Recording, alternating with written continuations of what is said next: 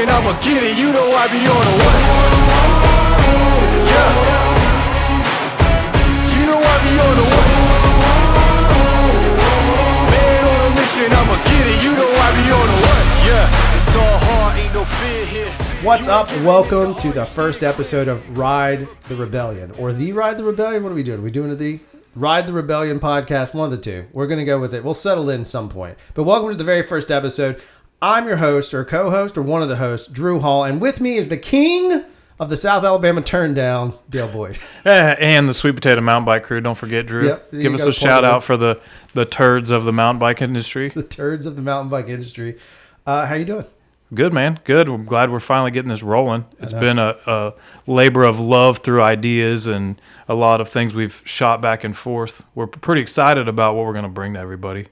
Yeah, I think it's about time that there's to us, at least to me, I think it's about time there's a podcast that is not a mountain bike podcast or whatever this ends up being, but that's not just solely about Squamish and how hard of a life it is when you get to travel around the world riding mountain bikes, not as a professional athlete, but as a journalist. And if you don't get the jab, then, don't go listen to the other Color podcast. The Colors. And we'll probably bring you guys some super, super hot takes about some really awesome trails in Mississippi and Florida and Alabama. And you'll get to see how hard we go here on the golf courses too. Those two, yeah, those are great riders. Yeah. Let's be honest. A golf course in southern Alabama is the most hilly terrain possibly. That's true. I could turn down the hell out of some of those sand dunes. So that's the reality of it. So the thing is that the majority of the country of mountain bike riders don't live in Denver or have access to the Pisgah Forest or are in Bentonville or, God forbid, I won't say it again, the Pacific Northwest. That's right. The only thing PNW we're talking about is dropper posts because they are fire. Yeah, that's true. That's very fair. So what we represent is the rest of those riders, and we're not saying it's solely that, but there's a good bit of it. And it's interesting, the reason we even have this podcast and why it's called The Rebellion, all that ties back into the fact that you've been riding a lot longer. So let's maybe do just a quick overview. Yeah, let's just say who we are. Yeah, because you've got more pedigree than me at this pedigree. Point. Let's go deep because I get called out on my lack of pedigree per se. I've been mountain biking for 3 years now. I started with a hardtail. Started at the bottom. Now we're here because now I have a very expensive common cell that I cherish deeply because I got to watch it for the last year grow. Yeah, and now it's awesome. But to call what I am pedigree is quite a compliment because you're the only guy that can do turn down. I'm the only one that can do turn down. I'm the only one dumb enough to try a turn down on the little baby jumps that we have here. So you got a 3-foot gap? Yeah, let me turn it down. I know. Yeah, you got a parking curb? I'll turn it down. You got a beer? I'm not turning it down. I'm sure there's somebody. Yeah, that's fair. There's somebody out here that is like, they're not serious. No, we're serious. No. If you go follow us on any of our social channels, if you go follow Sweet Potato, you will find the joke that has existed. Because it's not even that the turn down was at one point was a goal. That's right. Now it's just habit. Yeah, now it's like how I don't fall. Yeah. Now it is my nervous tick in the air. Right. And I like to call it a turn down, but I don't even think it is. I think it's just I whip it, turn it, right, move it. It doesn't stay straight. Yeah. Well, the good part is you're not the stiff dead sailor. Yeah, I'm not the dead sailor. Right, going down with your ship. That's right. But I think what we are trying to do, and Drew alluded to it a little bit, but I think we're just trying to bring some of what our life is like here on the Gulf Coast as mountain bikers or as hobbyists in general. I think that all of our friends, we have a ton of fun. We're going to have them on periodically. They're all a blast. They all have a different personality. Yeah. They all bring a different mood to the mountain bike world. And I think you're going to be excited about what we have.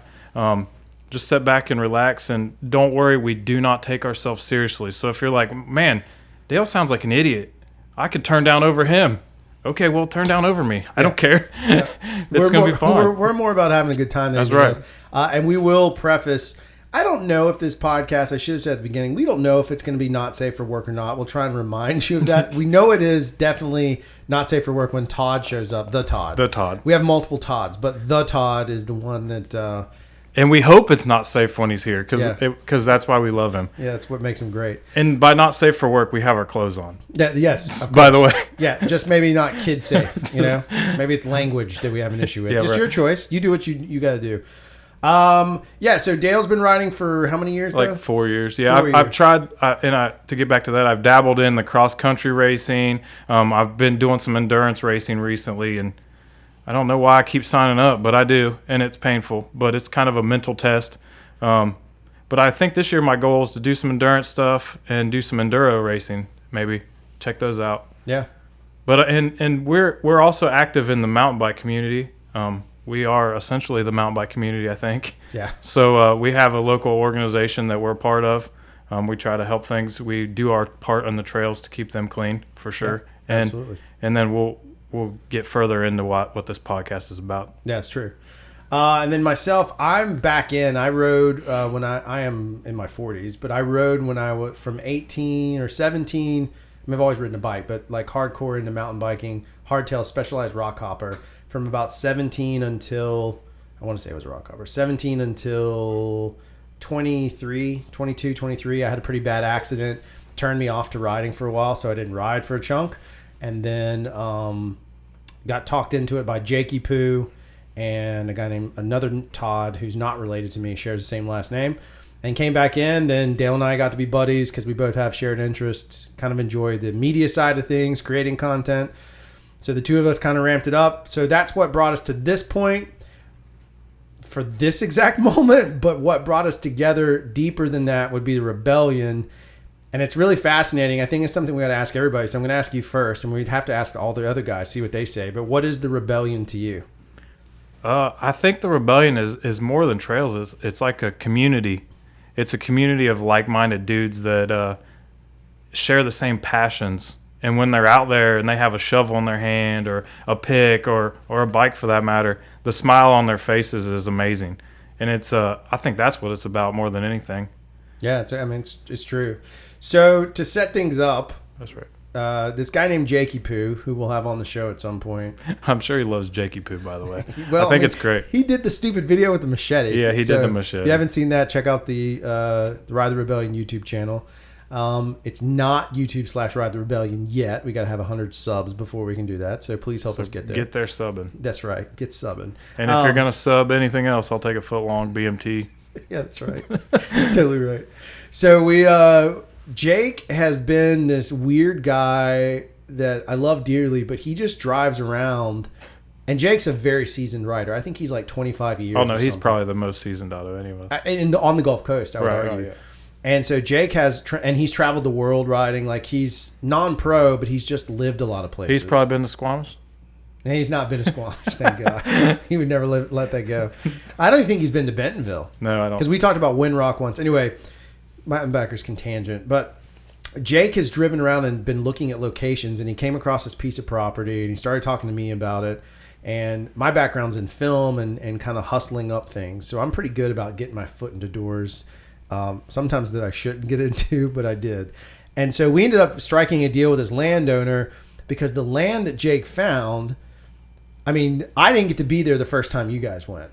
So I didn't get to see your face. I can only imagine. But like the land that he found is the highest point in southern Alabama where we live, which is on the water. So it's a big deal. The elevation's not crazy.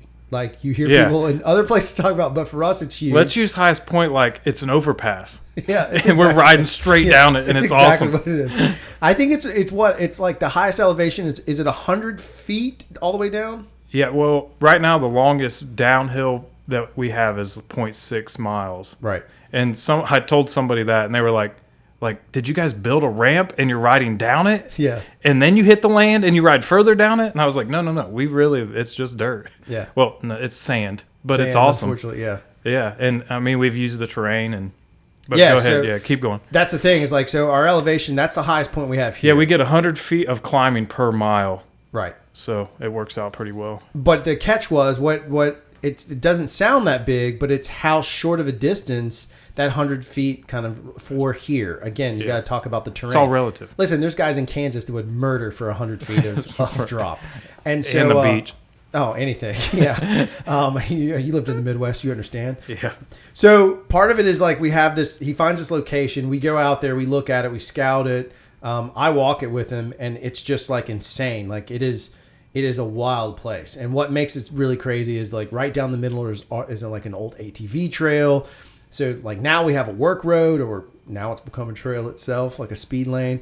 But we didn't have any of that stuff, so we were able to find all that. So Jake finds this piece of property, and then we negotiate a deal to take it over. And then slowly we just started adding members, and we became kind of like a private bike club that still was like, we're still incorporated into working with our local bike club, like our IMBA organization. But we just found one where it's like, hey, this is a group of like-minded riders that just want to just do a little bit more different type of riding than, say, is representative of all mountain biking. We have no cross-country trails. Yeah, we don't have any spandex wearing fools out there on 100 mil travel bikes trying to do turn downs off of our jumps. That's right.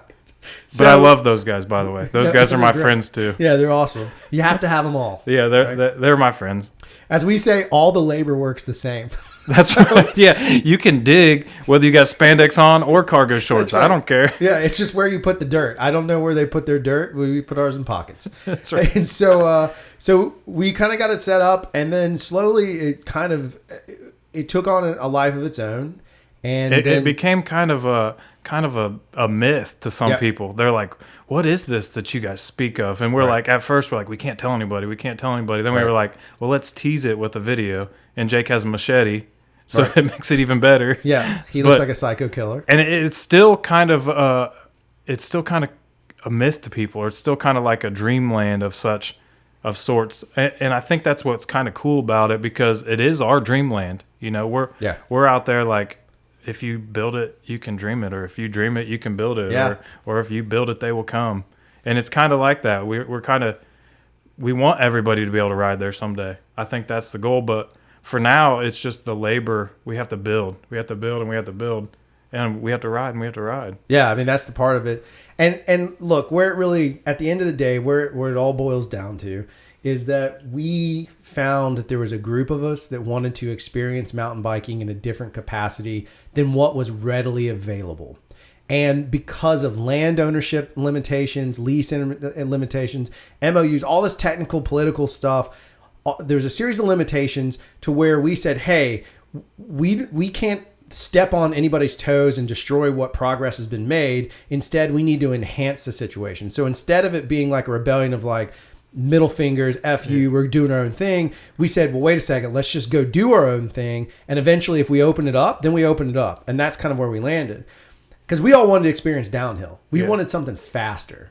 You know, it's a lot of flat riding. The rebellion's awesome because it's not a fighting anybody rebellion. It's we want to work together, but the rebellion seems like we're going against the grain a tad bit. Yeah. You know, we're on the same bus. We're just kind of moved all to one side of the bus. Yeah, if you want. Yeah, I mean, we might have cut a hole in the roof and made our own way. Yeah, Jake's hanging out the roof of the bus, That's screaming, pull over, and we have leadership driving the bus, and they're hesitant to pull over, but they still want to take a peek. Yeah. And everybody's excited about all of it. And I think that I've noticed since being on the mountain bike industry world, I guess, here in Mobile by itself, is we have a bunch of excited people about the sport. They just didn't have the direction that everybody wasn't going in different directions. Right. And it's hard to achieve anything if the tree's branching to a million different places. It's absolutely right. But if you have the tree branching to one place, when everybody has a focus or an idea, then all of a sudden those branches get bigger and fatter, and then the tree's growing and everybody's growing, and then it's constant. You know, the tree's amazing. Well, the other side of it too, the real joy of it, I think, as a re-emerging rider, let's just call myself a newer rider, is that like looking at it, I go out there and have fun and learn stuff that then I go apply other places. Now, that's not to say, hey, we're here to talk about how great this is, we're limiting other people. We're just simply saying we found a way to, whereas some of our trails some of the original trails in the area might have been a little bit stagnant because of just, again, like I talked about, there's political roadblocks in the way that we don't have any choice over. Like it could be, again, the person who owns the land. It could be in some cases, we're dealing with like big organizations. To make a big organization make a move takes forever. So we can start the process, but in the meantime, those of us that are highly impatient, we took it upon ourselves to make this own space. What's been great though is like we've gone to the Rebellion, and it's lit a fire in us for the other trails. That's right. So it's like, oh wow, we can do this here. We've tested it here. It doesn't affect anybody. We're the crash test dummies there, Right. And exactly it doesn't affect the public so much as we can take it to the public trails and apply it there. Right. And it's pretty awesome where you'll be able to see some things that are happening that we've maybe already done other places and tested them ourselves. Now, on ourselves. and we're not advocating necessarily, or I'm not advocating rogue trails, but the one thing that we've figured out through the course of this, and hopefully this will be a word of encouragement to anybody riding, is like if you're in a spot in the flatland or you're in some area where there's just not a lot, go find it. Mm-hmm. Like go find your trails, start cutting your trails in, and it is possible to talk to landowners. It is easy. And a bunch of roadblocks got put in front of us. Like they wanted a certain level of insurance and all that, and we were able to accomplish that very cheaply. So we're straight and narrow. This is 100% legal ride capacity. We're good to go. And the goal is to make it public. Right. But we do eventually have to show that landowner why making it public works. And that's part of the journey that we'll share with you on this show. Well, I guess we also have to prove to him that we're loyal to him. You know, like not loyal to him so much, but loyal to, we're not just out there setting bonfires and doing rain dances. That's like the hobos that are out there are doing. We do have a few like hobos. we are actually building trails that are rideable and sustainable, and not just some random dudes with bicycles and streamers and bells and well, doing the other weird side of it stuff. is we're making sure, in some ways, we're doing a little bit of conservation. Like we're not damaging the property at all. We're not cutting trees. In fact, we're enhancing the property, and that's the biggest takeaway that we've learned so far is that mountain biking is an enhancement. And so if you create trails in the right way, you can have your jumps and stuff, but you just need to, it's about language, right? It's about perception and language. And I think the best way, say that if you live in an area that there is a trail system, you obviously ride mountain bikes, you don't ride them on the road. So get involved. If you don't have a clue how to build trails or you don't have a clue where to start, there's got to be an organization there locally that you could get involved with and learn from them and ask them if they have plans to go forward with anything, because maybe they need your help. Everybody needs volunteers. And you know what the craziest thing is? Fresh meat, bringing somebody in, that's right, really can help re-spark a fire, that's right? It can. It's like kindling. If you bring the right people in, and we always talk about wanting some younger members to come out, and those are the guys that really want to send it. Let them get out there and do the work. Yeah, they're progressive. That's exactly us right. old guys are going to build it to a point where it's like, all right, I'm not going to die tonight. Yeah, my right. kids are right. going to wake me up in the morning. I don't want to wake up with a hangover, and I don't want to wake up in pain. Right. You know, unless you're like Crazy Coop who just sends it. Yeah, just there's guys that we are friends with that they have no regard for their bodies. Yeah. And hey, Good more for power them. to them. Yeah. But they can't turn down. Yeah, that's right. That's right. I'm throwing those jabs all the time. It's like an uppercut. It is like, yeah, it's a little hook actually. It's a little bit of a hook. Yeah. And they got to come back around to it. So that's kind of the essence of it. And really the podcast, the point of the podcast was just to let it be the truth. Like I think of it like almost like an audio documentary. We're going to kind of uncover as we go through the journey of whatever happens out there and the lives around it. We're going to document it and detail it. And hopefully it's again, it serves as like maybe a symbol of hope for other riders or other gangs in the same situation we're in, where it's like, hey, there's not a lot of trail opportunities. Make your own. Here's how we're doing it, and we can share that information. We also have, again, not to shamelessly plug it, but we think it's valid. We've been making like trail videos, and so instead of it being like a traditional trail video, ours are focused on, hey, here's the trail where we tell the story of it, where it came from, because every trail has a story, right? The Rebellion has a story. We're telling you the story. That's exactly right. And I think what's going to be awesome is we're not going to just bore you with our, hey guys, we cut down a bush and we made a trail through it. Right. We're also going to bring some friends along because everybody has a business or everybody has another hobby, and we want to have them on to promote themselves. I mean, I think it's awesome to hear everybody's story. You know, everybody has, where have you come from? We're all of our friend group is from some different generation or different. We're all from generally the same demographic, I would say, but we're from a different generation, or we're from a different area. We're from a different state. We all have different backgrounds, right. And it's kind of, when we're all together, it's hilarious. And now that we're getting closer as friends, nobody treads lightly anymore. No. You know, like feelings, you might as well just leave them out at the gate, because it's funny though. I mean, I love it. I love the locker room banter. I grew up in locker rooms, and the banter is great. And I feel like that increases the bond, you know? And I feel the other thing that's awesome is we'll hang out and somebody will bust somebody's balls enough that they have to call them the next day and apologize. And they care enough about them to want to apologize. Right. Where I've been in locker rooms where those dudes 25 years ago still owe me an apology. I'm waiting, and they're not going to call me because they don't care. So I think that's kind of our group as a whole. And everybody always wonders, like, well, how do you get into the crew? Because, I mean, as you'll know, I'll talk about it a lot, but the Sweet Potato Mountain Bike Crew is kind of the offshoot of the local organization, when it's actually all the same people. Nobody really knows that. Shh, don't tell anyone. But everybody's like, well, how do I get in the crew? It's like, well, there's no in or out. And I just make the joke, like, blood in, blood out, homie. Right. Like, you better kill somebody or do something crazy, Right. or learn how to turn down, or you're not getting in. And so, I mean, it No, must be turn down is not a prerequisite. because if so, it'd be a crew of one. It'd of be one guy. So, but I mean, I think what's awesome is, and I've been saying this, and my goal this year in 2020 is to grow the mountain bike community as a whole. 2022. I can't see it. I don't even know what year it is. Hey, stay-at-home dads, we don't know what's going on out in the world. Hey, I was on coronavirus lockdown just because I didn't have anywhere to go. It's called dad quarantine. I'm just bored. I work harder to not go to work, my friends. Yeah, there you go. But I think what's going to be awesome is growing everybody as a whole. And I think we do that through relationship more than mountain biking. And with relationship, I mean, get our wives involved. My wife's not going to bike, but she'll come hang out, have some beverages with other people's wives. Oh, for sure. The biker kids, my kids, we're going to do a lot more kids stuff, I think, this year, because the youth is where it's at. Right. I mean, we're not going to grow without kids. We actually have the biker kids hiding in the corner right now. Yep, they're being quiet, so hopefully they don't bark and ruin our podcast. I was waiting to see Zero reaction. Yeah, that was great. Zero reaction. I thought that was teeing I them thought up, somebody but they were still very was quiet. going to bark. Yeah.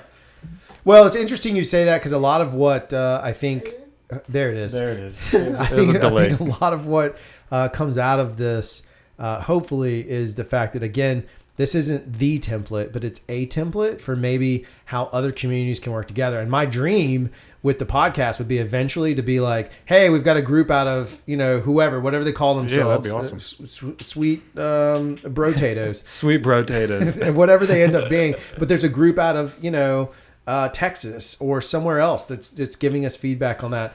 And I would love to see that. And I'd love to see us eventually be able to have big ride, like group rides and meetups and all that fun stuff. Because I think a lot of what is frustrating to me as a consumer and a mountain biker is that I feel left out a lot. I will go to Bentonville one day. I need a little more years under my belt. I will not go ride Windrock. That's too much for me. I'll go to Pisgah because I got an office up there. But my point being is, like, all of us go on journeys. We go on treks. Like, I can't wait for those podcasts. It'll be like we'll 3 hours in the car. That's like a Joe Rogan episode. Yeah. Except without a controversial guest, maybe. We'll see what we can do. All of our guests are going to be That's controversial. an absolute fact. Our whole being is a controversy. That's absolutely good point.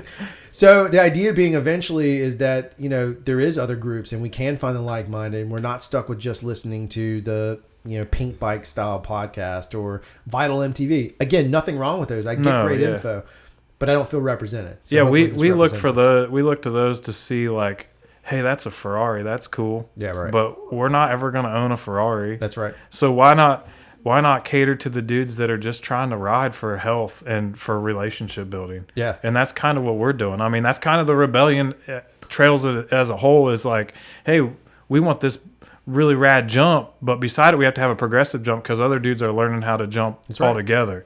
So, and we don't want anybody to feel left out. I'll tell the story. I tell everybody. When I first started mountain biking, I buy a bike. I show up. I don't even know what a derailleur is. I'm a BMX kid from the 90s, I'm like, you guys wear helmets? Like, that's weird. And so we take off from the parking lot, and I get dropped so hard, and dropped means I get left by everyone, that I get back to the parking lot, no one's there. It was like, hey, that was cool. One person introduced himself, which he'll be on sooner or later. He's recovering because he got in a fight with a jaguar. Yeah. But anyway, Good way to put it. good way.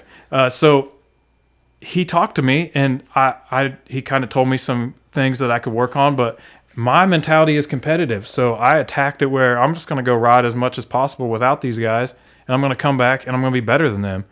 Not shortly thereafter, I was, and it was like, but it made me realize that not everyone has my mentality. You know, they'd quit or they wouldn't come back. So ever since then, when I had the ability to host a ride, I've always wanted to be inclusive in the fact of like, hey, this guy's not going to go that fast. All right, I'll stop and wait for him, and I'm not going to be mad. Right. You know, so I don't want it to be intimidating, but I'm friends with those guys that like to go fast, and they don't bother me. You know, I think that they're awesome and they're good. They're friends as well, but they can go fast and it's not going to hurt my feelings. And that's what I always try to say whenever I host a group ride, there's an A group and a B group. Yep. And we'll have those guys can take off and go fast, and nobody's mad at them. Nobody's intimidated by them because we have our own little group. And it's a fun, maybe I have become the bridge to the gap of everyone. Like I wear spandex under my regular clothes just so I fit on both sides. I don't wear spandex under my regular clothes. I thought, yeah, because you swore up and down you were allergic. Yeah, friends don't let friends ride in that crap. The funny thing is, maybe that's see, you just dropped a good piece of knowledge there. Maybe that's what we'll be. We're the Ride the Rebellion podcast. The only non-drop MTB podcast on the planet. That's right. This Yeah. is The zero drop. The zero drop podcast. The zero We don't drop drop you. We stick around. So even if you don't want us to. yeah, that's exactly right.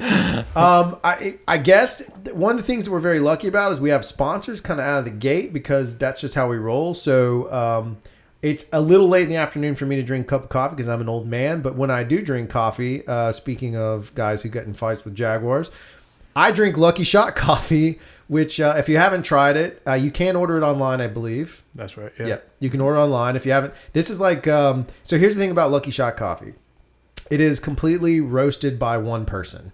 It is not factory roasted. It is handcrafted. It's the closest thing to handcrafted coffee you're going to get your hands on. And the funny thing is it's really, really good. And the reason I say that's funny is because I've had other people's handcrafted roasts before, and it's kind of like when someone's like, hey, my mom makes the best chocolate chip cookies. Right. And they're like, oh, they taste like every other one. This is legitimately good. I'll tell coffee. you why it's really good because Shannon is the creator, the roaster, the wizard of the coffee bean, loves it. Yeah. Her passion and her heart is put into you taste it. every single bag of coffee You that she puts absolutely out. taste it. Like she probably cuddles them Yeah. and loves them. I'm sure she's named each bag. Every bag has a name. Every bag. And Maybe that's her new not slogan. that is a great name. That's a great slogan. I think Lucky that's Shot awesome. coffee, every bag has a name. We and she love just it. writes a random name on there. I'd buy it. Shannon, don't hate us. I think it's awesome. Yeah, I mean, there we go. Free for Shannon. Anyway, her coffee's great, and we get to shamelessly say and proudly say that she is our first sponsor. And then, of course, it's brought to you by Craft Show Digital, which is my company, but we're just only the means to the end. So that's all we do is produce the content. So we're on that side of it. And then I guess shamelessly we're backed by the Sweet Potato Mountain Bike Crew. That's right. I Right. mean, we're always present. But really, what are you going to do with the fact that you have this budding shirt business unfolding? Well, the shirt business has always been there. It's just how I buy bike parts. And I think that, I mean, really, it's been fun. And it's awesome seeing people wearing designs that I've created. Right. And I want to keep that going, whether it's the Sweet Potato Mountain Bike Crew t-shirt company, which is way too many words, or if it's just my other original idea was 480 Designs. Is kind of where I came out of the gate with it, but Yeah. That's just another spinoff of another hobby that I once had. So it's like it's just a progressive. It's a revolving door. I mean, my wife is so proud of all these different business opportunities, ventures that she has facilitated. Somewhere this is going to turn into some weird mountain biking / entrepreneurial podcast. That's right. And that's where we blow the roof And off of for a half hour, we're just going to sit here and sell you our goods. It's just going to be one after another. It's like QVC. Or actually, God. when I was a kid, there was a thing on the radio called Tradio. Tradio. And my grandfather and I, my pawpaw, I'm not even going to mess around with the grandfather stuff. But my papa and I would sit there with a notepad and wait for the next push mower that came on there for $10.99 On Tradio. Tradio. They have a phone number. You call the number. We show up at their house. We pick it up. Holy crap, we have to do that with this podcast. The 90s were fantastic. We have to do this with this podcast. Tradio. We're going to have our own Tradio line of shirts Oh, or it's something. gonna, Yeah. Hey, actually, we could start rolling these out. I'll give away T-shirts if somebody says they listened, and we'll do a raffle or something. I tell you what, better hey, yet. let's put an Easter egg of a word in here, and they have to. Yeah, you got to have put it into the review, though. Ooh, yeah, you got to leave a review. You got to leave a review because we need the reviews. And you got to to put bump the it. Easter And you gotta egg. put the Easter egg word. And we'll tell you the Easter egg of the word sooner or later during the podcast. You could throw it out. Go for it. What's the word? I don't know. I mean, I would love for someone to work in something. Well, maybe we make it simple on this one. Work in no drop. Or Yeah, zero drop. Zero drop. Work in zero drop to your review. Zero drop is the Easter egg. Yeah. So you put in zero drop, and then you're entered to win A T-shirt. a T-shirt. Of A my handmade T-shirt, by the way. Of my design. Well, the shirt's not handmade, but the labor is. It's going to be a sweet potato shirt. Yeah, Just probably so. There's not too many other options you have. Yeah, but that's good. That's you give me your limited release. size, and I make the call. Yeah, but there you go. So you get but it's custom. That's to- custom to you. to you. It's your it's your custom design. They don't get to pick No, the design. no. They don't get to pick You the just design. pick a size. That's right. And then you make them a shirt. Yeah, and you it's not send going to it be them. stupid. You're going to want to wear it. Yeah. Trust me. Yeah. If you're listening to this on the first episode, you probably already have it. Oh my God, that's even better. Well, there it is. The other thing that we had talked about. Do you want to mention the thing about the tying in the rebellion? Yeah. sort of So we have. You guys think we just sat down and turned on some microphones? No, we've been researching this whole idea for a long time. I've been sending Drew Google Docs for a while, kind of being silly about it, but being kind of serious. And it started as a joke and has snowballed. But we also have researched people in the different industries, and we're going to start and probably mostly stay with the mountain bike industry. People in industries that have caused their own rebellion or started their own rebellion, but still not with the middle finger, just kind of taking it and wanted to progress in places that they thought they couldn't, or maybe we're putting words into his mouth. Yeah, that's true. So It's but- innovation. Really. Innovation, yeah. Whoever's kind of going on their own progressive rebellion. Yeah, and so the first name that we popped up, I don't know if you guys have seen this. It's only on episode 2, so by the time this drops, it maybe 3's out. But if you have a chance, so Nico Mullally, who used to ride for Intense last year, I think for 3 years or something. I don't remember his total cycle. By the way, we're average mountain bikers and we're average fans, so Yeah, we're not going to have the J- Joe Rogan Jakey Poo every is single the- fight that every UFC had that he knows who That's- won and how Jakey long. Poo's in that space. Yeah, Jakey Poo will, but Yeah. I don't have the time or energy. I got kids, bro. Yeah, I'm with you. So anyway, he used to And ride for t-shirts Intense to pedal. and t-shirts to pedal, and so he stepped away. He didn't lose his contract. The way that they made it sound is that he stepped away, and Nico is a downhill champion. He's won a couple. I think it was back in like 2014. So it's been a few years, but he did step away, and he did so from a major. I would call him major manufacturer, right? I mean, they're a pretty big team. As far as it goes. Intense is a Yeah, huge brand, right? So they they're- sell them at Sam's Club for goodness sakes. Yeah, and Costco. I think the 951 Oh yeah, is it's at Costco. Yeah.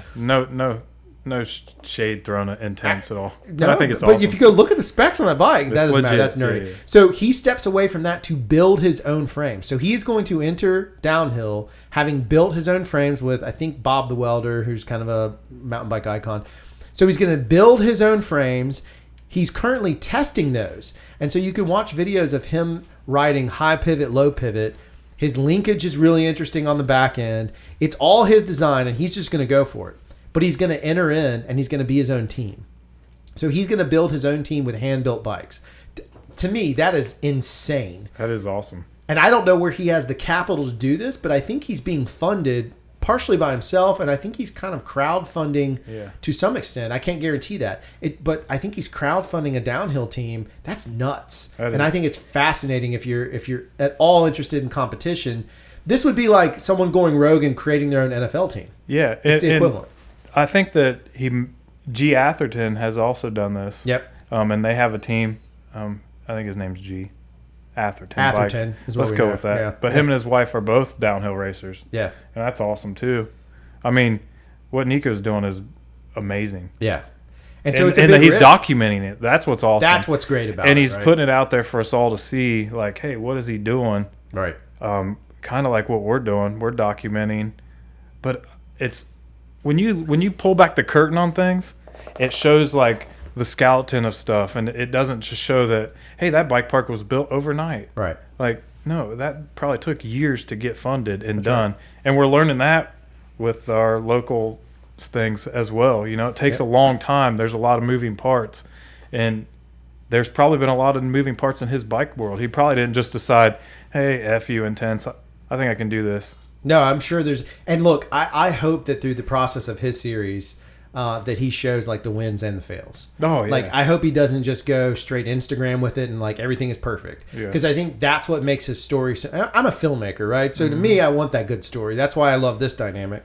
So hopefully he'll detail it. If not, go check it out. It's pretty fascinating to watch this professional rider take the risk and take the steps to really put himself out there and be fully, I mean, in all honesty, there's not, unless he shields it, there's not a lot of protection for him. So he is going to be, his story, his riding, his wins, his losses, it's going to be exposed maybe on a level that you don't normally see in athletic competitions. And I think that's fascinating to me. Yeah, I think it's awesome. I mean, when you make yourself vulnerable like he is, you become more real. Yeah. And when you're real, then you're more relatable. Yep. We all have imperfections. We're not real. We're not perfect. None of us are. And when our vulnerabilities are what's scary for everyone to see. And if he's throwing it out there like that, and also he's not only like emotionally vulnerable, he's physically being vulnerable going down a mountain at 30 miles an hour on a mountain bike that he built or designed that could fail. I mean, it's probably not because it's not us, but right. I think that's awesome. I mean, we've been riding. We know what it's like to just ride our expensive bikes. I am scared to put it together, let alone build it. Right. So I mean, mean, you got to trust in it that it doesn't fail you. I mean, that's a scary thing. So I think he's a great example. I think if I can, one of my goals is to reach out to his management team and see if we can actually get like a StreamYard interview or something really simple. I've done it before with other celebrity type folk. So I think we have a chance. And if we do, like, we'll let you know ahead of time, but that'll be like prep your questions for it because that's like epic stuff. Yeah. And I think if you guys have any ideas of somebody that's kind of gone on their own, absolutely, shoot them to us. If there's somebody we have access to, we'll interview them. Right. I mean, I got handfuls of questions. I'm trying to start my own thing. I'm hoping someday somebody has questions for me. Like, that's right. Hey, how'd you do that? Well, with a T-shirt. I always have questions. With a T-shirt, a wife as a sponsor, and a prayer. Dale's the only guy I've met that the race we did, that tuxedo race. We go over and ride this race, and Dale, his wife shows up. His kids are there. It was really great. It was a great family event. And Dale shows up and he's like, check out my socks. And it's pictures of his wife. Yeah, she's my sponsor. Yeah, it's brilliant. My wife is very forgiving for my craziness. Right. And I think it's a testament for her patience with me to do things like this. Like, I have so many pipe dreams that sooner or later those pipes are actually going to fill up with water. And I hope she just stays there to wait for it. But if I keep buying skin wall tires for my mountain bikes, she's not going to like it because she hates the tires. Yeah. I keep trying to tell her, though, I don't know why you hate them. You paid for them. That's right. You're the sponsor. You're the sponsor. Is there anything else we need to do to close out? I don't think so. I mean, you and I could talk all day, I'm sure. Yeah, of course. Keep it effective. Where are we at?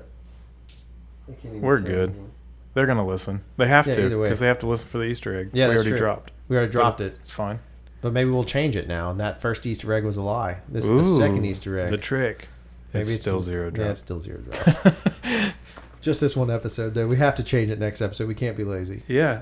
Oh, maybe. Yeah, for sure. And if you guys have any ideas just give us your feedback. We'd love to hear it. We're not, you can't hurt our feelings. If you want, you can send an email to, you can communicate us to it that way. And we're going to do ridetherebellion@gmail.com.